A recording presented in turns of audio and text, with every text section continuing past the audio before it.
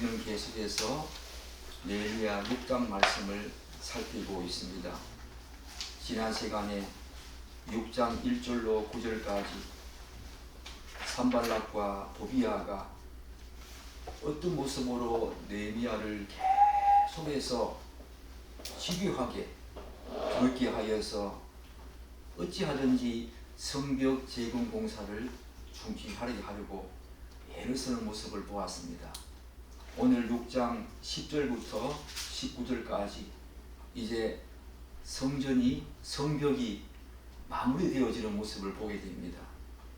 그런데 이 말씀을 읽으면서 제가 한 가지 느낀 것은 성벽이 52일 만에 완공되어지는데 성벽이 완공되어지는 그 장면은 짧게 한 구절로 성벽 역사가 52일 만에 끝나네 라고 말하고 있지만, 여러분이 잘 알다시피 느헤미야가 그 먼 바사 제국에서 유다 땅까지 와서 고군분투하면서 성벽 재건 공사를 하고 있는 그 과정은 너무 긴 그런 과정으로 우리에게 설명하면서 그 과정에서 온갖 방해 공작이 있었다는 것을 우리에게 상세하게 전해주고 있습니다.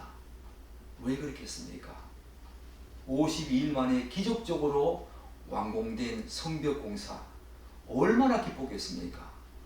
그런데 느헤미야는 그 구절은 딱 한 구절로 말하고 있고, 우리에게 그 과정 속에서 있게 된 이 긴 역사 속에서 도비아와 산발락과 같은 이 대적들의 업무를 길게 다루고 있다는 것, 여러분들은 거기에 주목해야 합니다. 우리의 삶이 그런 것입니다. 얼마나 많은 역경과 고난을 겪어야 하는지, 하나님의 나라에 들어가기까지 얼마나 많은 그런 역경과 고난과 어려움이 있는지 성경은 우리에게 그것을 절대적으로 드러내주기 위해서 긴 과정을 우리에게 설명하고 있다, 그렇게 보게 되겠지요. 오늘 대적들의 업무가 또 이어지는 모습을 보게 되어집니다. 앞에서 여러 개의 업무가 있었지만 여기에 그치지 않고 또 다른 업무가 다가오게 됩니다. 우리 6장 10절 한 번 더 읽어보겠습니다. 이후에 외다일의 손자 들라야의 아들 스마야가 두문부처를 하기로 내가 그 집에 가니 그가 이르기를 그들이 너를 죽이러 올 터이니 우리가 하나님의 전으로 가서 외소 안에 머물고 그 문을 닫자. 저들이 반드시 밤에 와서 너를 죽이리라 하기로. 본문에 보면 스마야라고 하는 사람이 등장합니다. 그런데 본문은 그가 누구인지, 누구의 아들인지에 대해서는 이야기를 하고 있지만 더 이상의 추가적인 정보를 우리에게 제공해 주지 않고 있습니다. 그러나 본문이 말하는 것을 고려할 때 우리는 스마야의 신상에 대해서 두 가지 중요한 사실을 충분히 추측 가능하겠습니다. 그게 뭐겠습니까? 오늘 6장 10절을 통해서 이야기할 수 있는, 추측할 수 있는 이 스마야라고 하는 인물은 먼저 느헤미야를 익히 잘 아는 사이로 느헤미야와 깊은 친분이 있는 관계였다는 것입니다.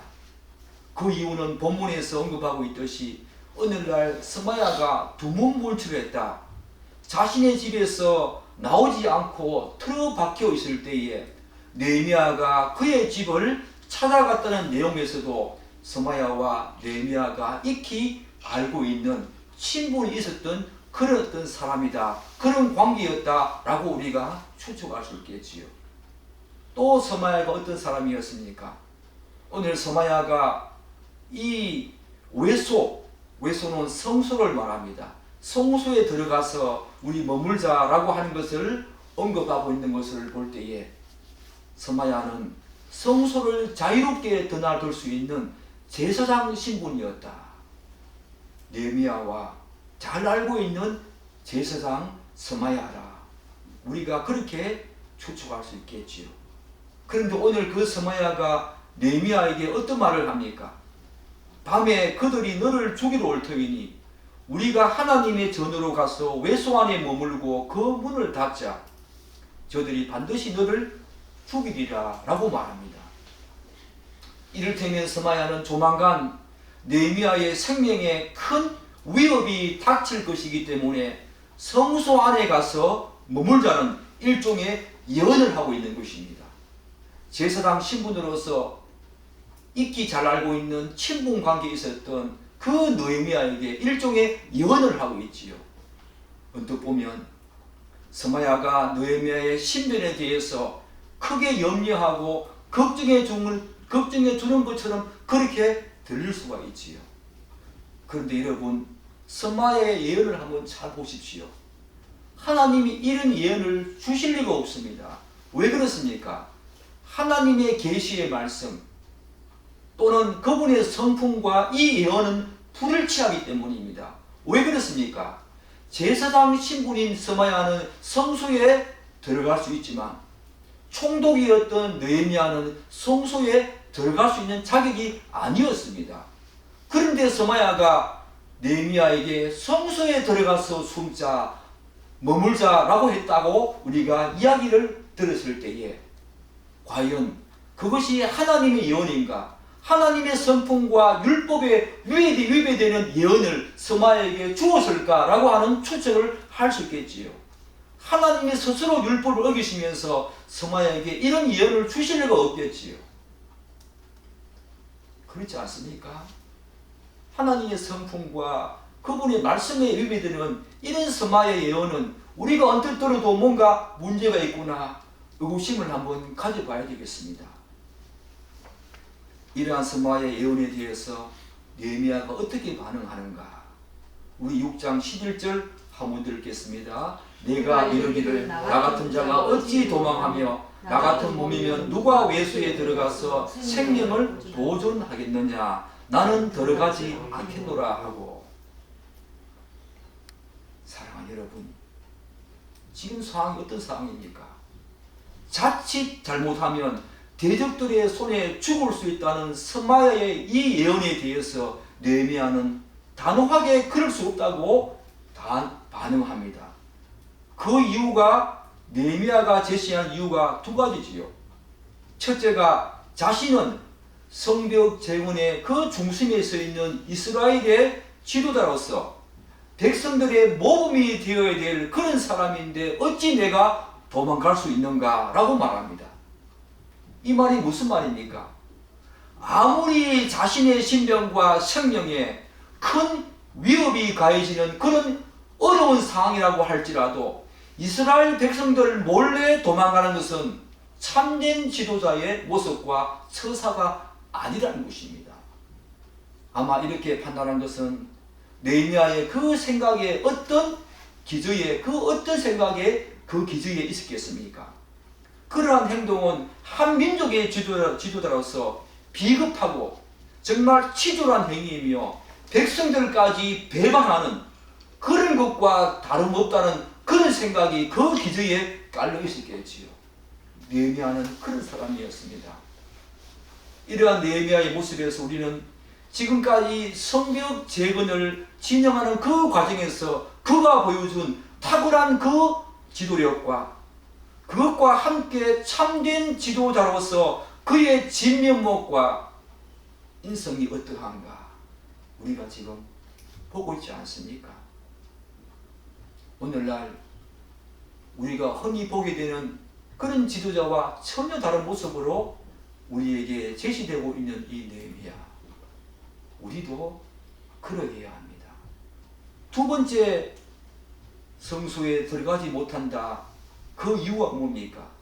느헤미야는 나 같은 몸이면 누가 외소에 들어가서 생명을 보존하겠느냐라고 말하면서 스마야의 제안을 거절하게 되지요. 외소는 성소를 말하는데 나 같은 몸이면 우리가 알다시피 성소는 제사장만 들어갈 수 있는 곳이었습니다. 따라서 아무리 자신이 이스라엘의 지도자라고 하더라도 총독 신분인 느헤미야 자신은 절대로 그것에 들어갈 수 없다는 것을 그는 익히 알고 있었을 것입니다. 그것은 율법에 하나님의 말씀과 불을 취하고 하나님의 말씀을 범죄케 하는 그런 죄악이기 때문입니다. 그래서 그는 들어가지 못하겠다라고 말하고 있는 것입니다. 지금 자신의 신변에 이런 생명의 위협이 가해지는 그런 예언이 들렸음에도 불구하고 느헤미야는 이런 두 가지 이유 때문에 들어가지 못하겠다라고 말하고 있는 것입니다. 여기서 우리는 느헤미야가 자신의 생명보다 하나님의 말씀, 즉 율법에 얼마나 순종하고 있는가, 그가 얼마나 하나님을 경외하고 있었는가에 대해서 또다시 한번 엿볼 수 있게 되지요. 그와 깊은 친분이 있는 제사장 이 스마야가 자신의 생명과 신변에 대해서 불길한 그런 예언을 하는 이런 다급한 상황이라면 한 번쯤은 눈 딱 감고 모른 척하고 성소에 들어간다고 하더라도 하나님께서 용서해 주시겠지라고 하는 생각을 할 수도 있지 않겠습니까? 딱 한 번만 내가 지금까지 이스라엘 백성들을 위해서 성벽 재건 공사를 위해서 얼마나 많은 일을 했는가. 내가 죽으면은 모든 구심점이 다 사라지고 성벽 재건도 제대로 완공되지 못할 텐데 딱 한 번만 들어가서 숨어 있어도 되지 않겠느냐. 그것이 바로 이스라엘 백성들과 성벽 재건에 더 큰 유익이 되지 않겠느냐라고 생각할 수도 있었을 것입니다. 그러나 느헤미야는 어떠한 상황에서도 시종일관 하나님을 경외하는 마음을 끝까지 견지하면서 하나님의 말씀에 전적으로 순종하고자 하는 참된 신앙의 모습을 오늘 우리들에게 보여주고 있는 것입니다. 이게 쉬운 일이겠습니까? 우리가 이런 말씀을 접할 때마다 그냥 있는 스토리로 쉽게 익히 알고 있는 그런 내용으로 넘어가지만 절대로 이런 신앙은 절대로 쉬운 그런 말과 행동과 신앙이 아니지요. 정말 많이 묵상해야 합니다. 느헤미야의 모습 속에서 우리의 모습을 보아야 하고 우리도 느헤미야와 같은 그런 하나님을 끝까지 경외하고 그분의 말씀을 끝까지 순종하고자 하는 그런 마음들을 우리도 날마다 불일듯 일어나야 한다는 것입니다. 그것이 바로 느헤미야가 우리에게 들려주고 있는 오늘 하나님의 말씀 아닙니까? 한편 성소에 들어가서 대적들의 위협으로부터 생명을 보존하자는 그런 스마야의 말을 거절한 느헤미야가 나중에 이런 사실을 깨닫게 되어집니다. 어떤 사실입니까? 우리 12절 함께 읽겠습니다. 깨달은즉 그는 하나님께서 보내신 바가 아니라 도비야와 산발렛에게 뇌물을 받고 내게 이런 예언을 하니라. 틀림없지요. 그 예언은 하나님의 말씀과 불을 취하고 그분의 성품에 불을 취하는 예언이기 때문에 그것은 거짓이었습니다. 나중에 이 느헤미야가 그 사실을 깨닫게 되어지죠. 하나님께서는 느헤미야의 눈을 활짝 열어서 스마야의 말이 하나님으로부터 계시된 하나님으로부터 나온 그런 예언이 아니라는 사실을 확실하게 깨닫게 해주십니다. 느헤미야는 스마야가 도비야와 산발라스의 뇌물을 받고 자신을 죽이려고 하는 그런 어두에서 자신에게 거짓된 예언을 했다는 것을 알게 되어집니다. 이런 사실을 근거로 우리가 앞에서 보았던 내용 중에 어떤 내용을 유추해 볼 수 있겠습니까?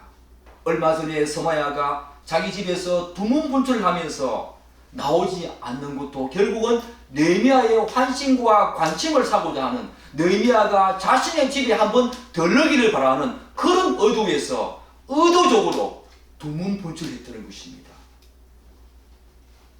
사단과 마귀의 계략이 이렇다는 것입니다. 우리는 사단의 계략이 얼마나 치밀하고 교묘한지를 다시 한번 보게 되지요. 아마 느헤미야와 이스라엘 백성들도 이 제사장 스마야까지 뇌물로 매수해서 이 느헤미야를 무너뜨리고 종국적으로 성벽 재건 공사를 중지하고자 했던 이런 산발락과 도비아의 이런 어떤 발상은 전혀 예상하지 못했던 그런 어떤 이룰 수가 있겠습니다. 서마야까지 느헤미야와 친분이 있었던 이 느헤미야가 어찌 보면 가장 신뢰하고 있었던 그런 제사장일지도 모르겠습니다.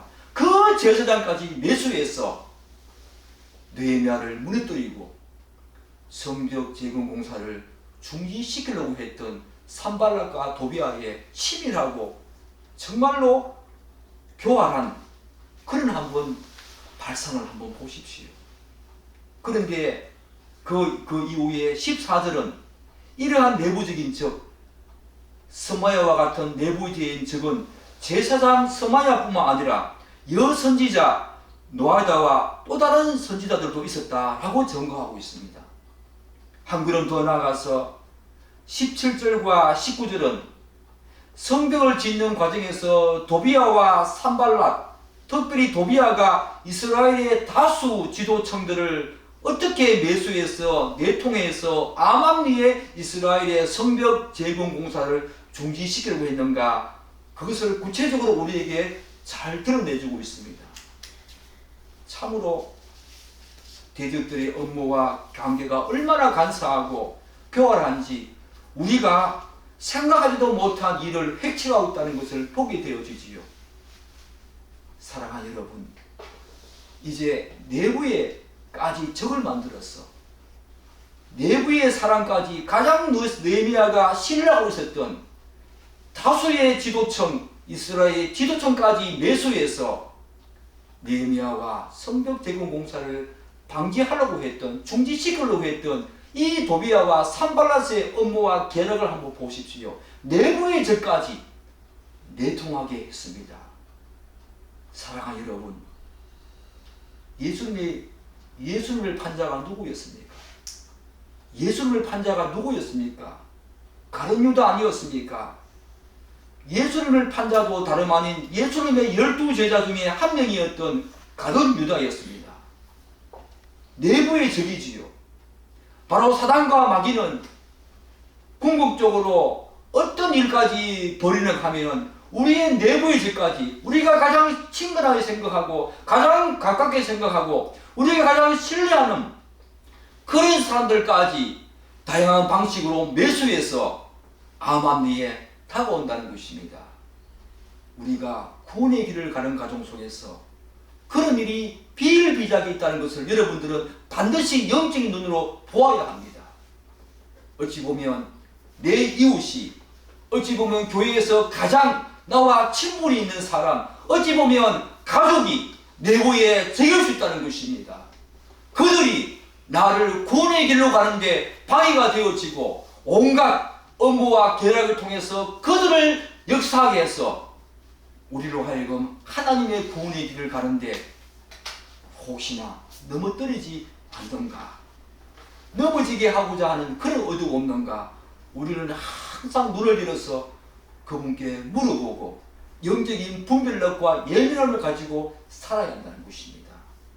오늘 느헤미야가 우리에게 이 장황한 일들을, 성벽 재건 공사가 52일 만에 끝났다라는 것은 한 구절밖에 기록하고 있지 않지만 이런 일들을 장황하게 우리에게 제시해주고 제공해주고 있는 그런 어떤 이유가 무엇인가에 대해서 우리는 곰곰이 묵상해 보아야 한다는 것입니다. 어쨌든 이 스마야의 업무에 대한 느헤미야의 깨달음은 어떤 이유 때문에 그가 이렇게 깨달았겠습니까? 느헤미야가 지속적으로 하나님과 사귀고 만나고 교제하면서 하나님과 함께 동행했던 것입니다. 그래서 그의 뛰어난 영적인 분별력과 예민함에서 비롯된 깨달음이었지요.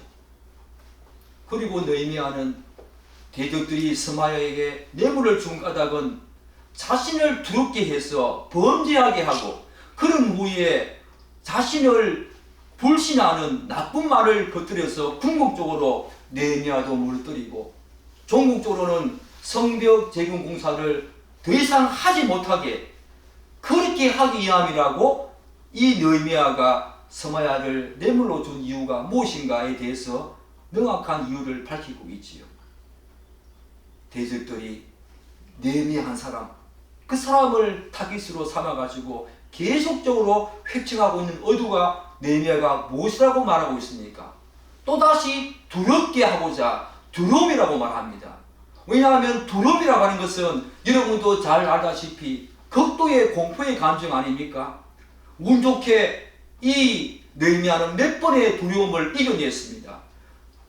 거기서 벗어나거나 또한 한두 번 극복했다고 해서 이 두려움의 감정이 영원히 끝나는 감정이 아니기 때문입니다. 그래서 계속해서 산발락과 도비아는 느헤미야에게 계속해서 어떤 방식으로든 두려움을 계속해서 심어주고자 했던 것입니다. 이전보다 더 강력한 위협과 절망적인 상황에 직면하게 되면 앞에서 한두 번 두려움을 이겼다고 해서 사라지는 것이 두려움의 감정이 아닙니다. 언제든지 다시 고개를 쳐들면서 각자의 삶 속에 공포의 감정으로 다가오는 것이 바로 두려움이지요. 사단은 우리 성도들로 하여금 성화의 마지막 단계가 무엇입니까? 오늘 거의 마지막 말미까지 산발락과 도비아가 내부의 적까지 이용해서 그에게 느헤미야에게 두려움을 주고자 했던 것처럼 사단과 마귀가 우리에게 주는 성화의 마지막 단계가 무엇입니까? 하나님께서 우리의 성화의 마지막 단계를 무엇으로 두었습니까? 바로 죽음입니다. 이 사단과 마귀는 성화의 마지막 단계인 죽음에까지 관계를 발휘해서 우리가 신앙생활을 아무리 잘했다 하더라도 마지막 죽음 순간에 수많은 사람들이 하나님을 배교하고 배신하는 모습을 우리가 듣고 있지 않습니까? 그것은 두려움입니다. 죽음의 두려움이지요. 그 죽음의 두려움을 우리들에게 계속 심어주고 있는데 마지막 죽음의 순간까지 그 죽음의 두려움을 우리에게 제시하면서 하나님으로부터 떠나게 하고 신앙을 배반하게 하는 모습들이 우리 주위에 있다는 것입니다. 사단의 가장 강력한 무기가 바로 죽음이기 때문입니다. 사랑하는 여러분, 우리들도 다 죽음을 맞이하게 됩니다.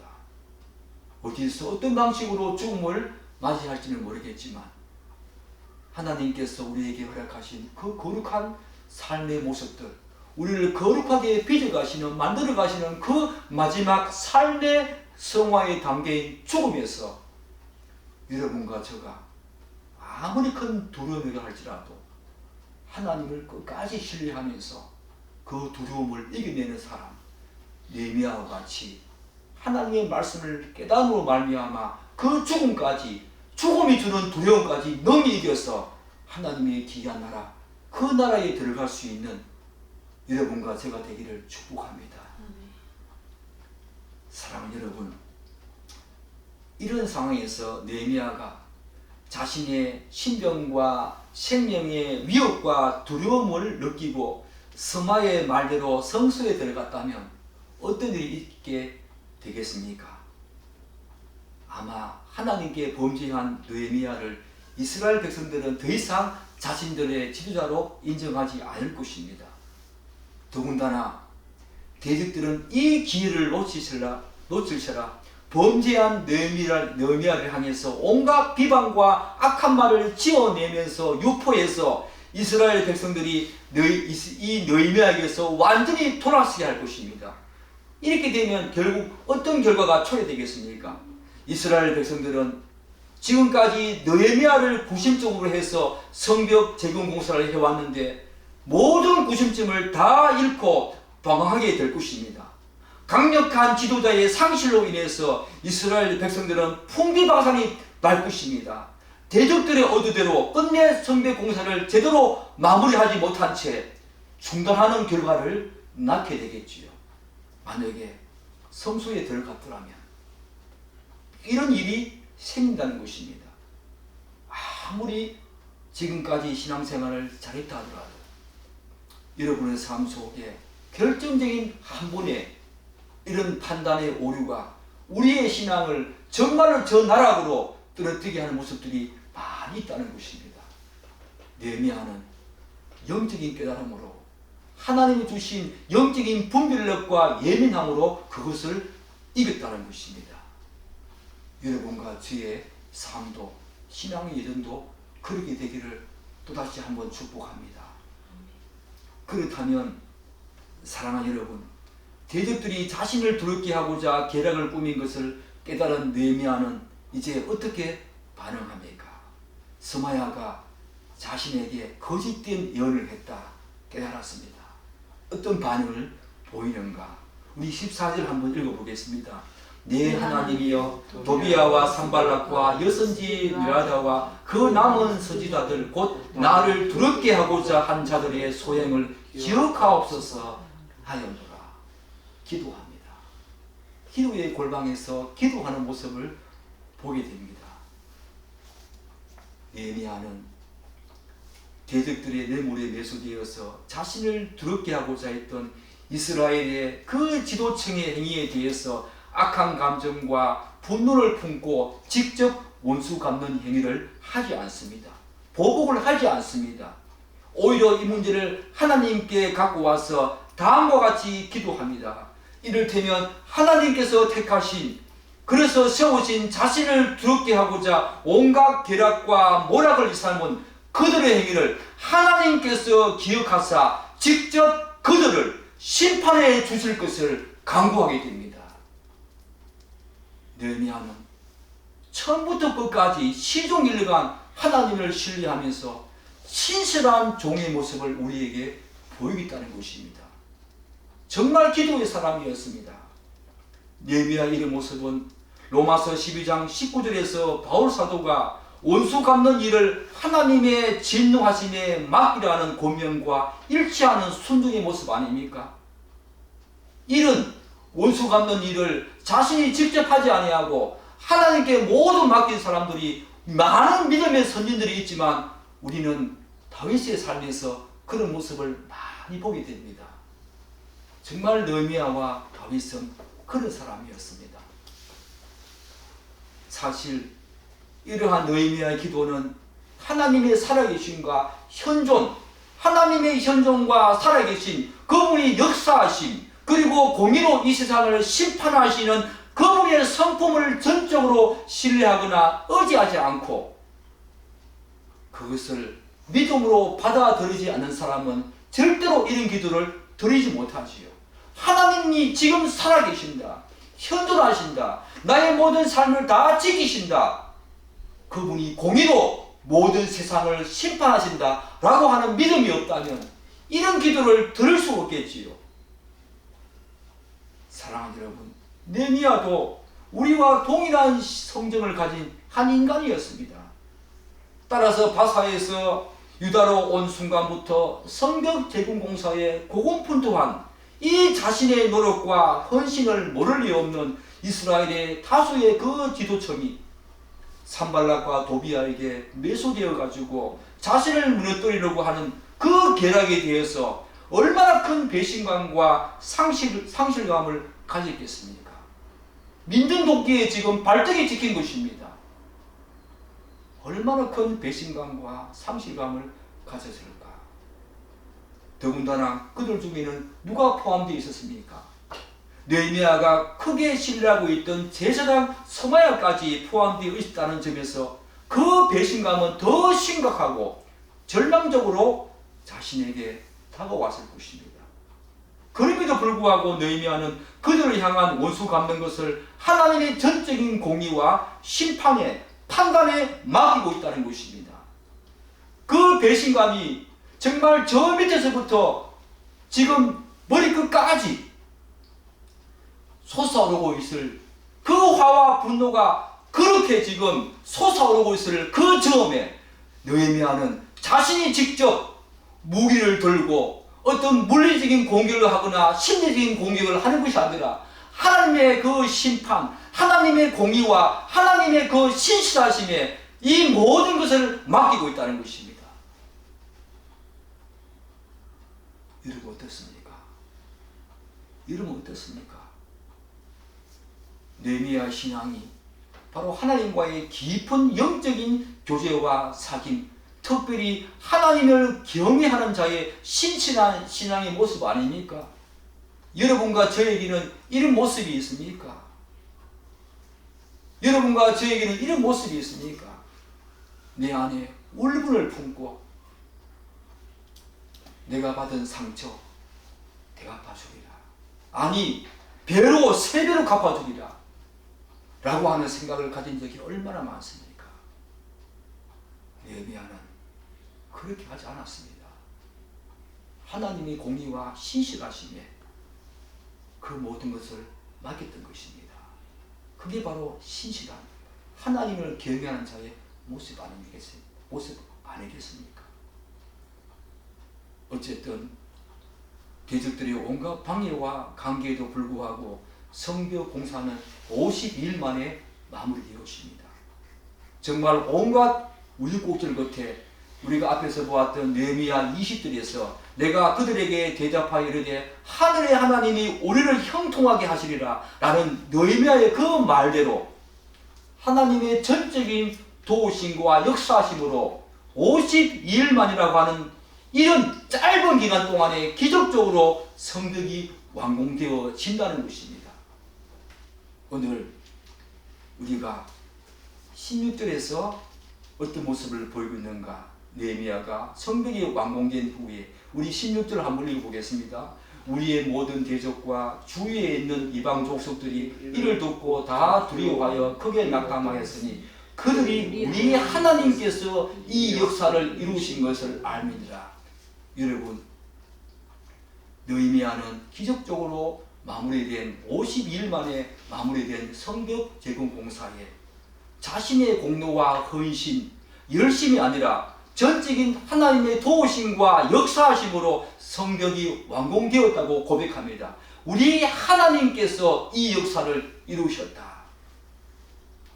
느헤미야는 비록 하나님께서 자신을 통해서 성벽 공사를 완공하도록 하셨지만 자신이 아니라 그렇게 하도록 도우시고 힘주신 하나님을 지금 자랑하고 있는 것입니다. 하나님이 그렇게 하셨다고 말하고 있는 것입니다.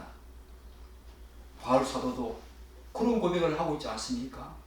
로마서 15장 17절에 그러므로 내가 그리스도 예수 안에서 하나님의 일에 대하여 자랑하는 것이 있다.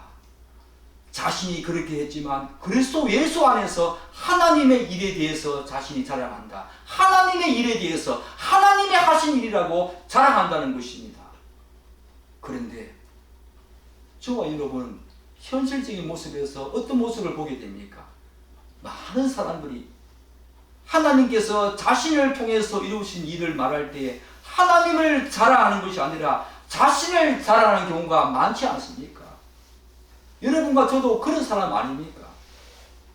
사랑하는 여러분, 우리는 내가 하나님을 통하여 일하는 것이 아니라 하나님이 나를 통하여 일하신다는 사실을 알아야 합니다.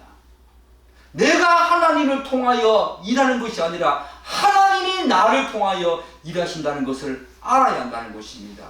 전자는 하나님을 수단 삼아 이용하는 것이고 자신이 원하는 것만 초점을 두고 하는 그런 사람이지요. 그것은 진정한 기독교 신앙이 아닙니다.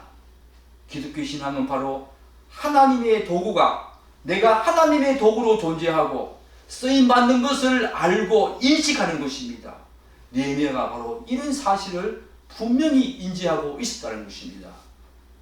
제가 바울 사도의 그 로마서 말씀을 묵상하면서 귀한 말씀이 생각났는데 로마서 15장 18절에 보면 그리스도께서 이방인들을 순종하게 하기 위하여 나를 통하여 역사하신 것 외에는 내가 감히 말하지 아니하노라. 바울 사도가 1차, 2차, 3차 전도 여행을 통해서 수많은 곳에 복음을 전하고 교회를 개척하지 않았습니까? 어떻게 고백합니까? 나를 통하여 역사하신 것 외에는 하나님께서 나를 통하여 역사하신 것 외에는 내가 감히 말하지 않겠다. 그런 모든 일들이 자신의 헌신과 노력과 자신의 어떤 공로가 아니라 하나님께서 자신을 통해서 일하셨다라고 하는 고백 아닙니까? 우리는 느헤미야에게서 바울에게서 이런 모습을 배워야 한다는 것입니다.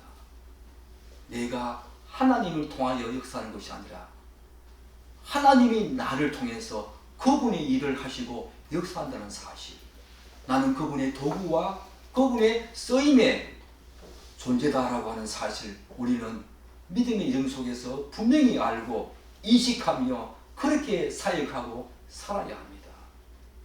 우리는 그분의 종입니다. 우리는 그분의 제자입니다. 그분이 나를 통해서 역사하시는 것입니다. 내가 이룬 것이 아닙니다. 하나님이 이루신 것입니다. 그러므로 내가 자랑할 것이 없다. 바로 바울이 그런 이유 때문에 그렇게 고백하고 있는 것이 아닙니까? 그런데 성벽공사가 52일 만에 완공되었다는 소식을 들은 주변 이방 나라와 대적들은 오늘 16절에서 어떤 반응을 보입니까? 심각한 두려움에 휩싸이면서 크게 낙담하게 되지요. 이스라엘을 지금까지 두렵게 하고자 했던 그들의 의도가 정반대로 돌아가게 됩니다. 이스라엘을 두렵게 하고자 했던 그들이 오히려 두려움을 갖고 낙담하게 되었다는 것입니다. 신명기 28장 7절 말씀대로 그들이 한 길로 너를 치러 왔으나 내 앞에서 7길로 도망하는 그런 역사가 일어난 것입니다.